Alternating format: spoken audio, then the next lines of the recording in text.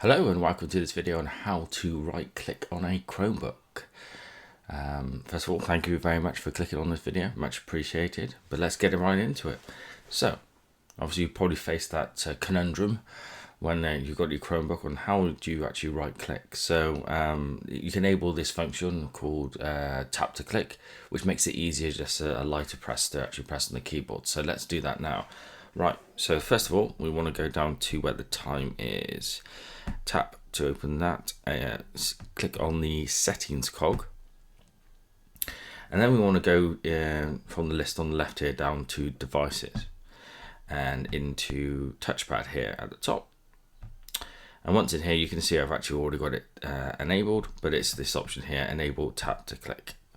I'll turn that off and with one tap, and you notice when I turn it on you can probably hear I'm going to have to press the keyboard harder or the touchpad hard here. Let me just press that again here, and then that's reactivated, so it makes the touch a lot easier. I'll share a screenshot now which will come up on screen. So now that's enabled, now you can actually use the two fingers on the touchpad to enable the right click, or to actually press the right click if you will on the Chromebook. So let's do that now. So as you can see that, and then you've got the options there, so this will give you options to copy and paste and all that kind of good stuff.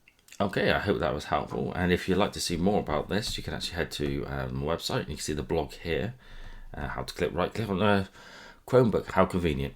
And if you click on that one, and then you've got the actual article here as well with some little bits of extra, so feel free to check that out. Like I say, the website is q3techzone.com. Perfect, thank you very much for watching, and we'll see you in the next one.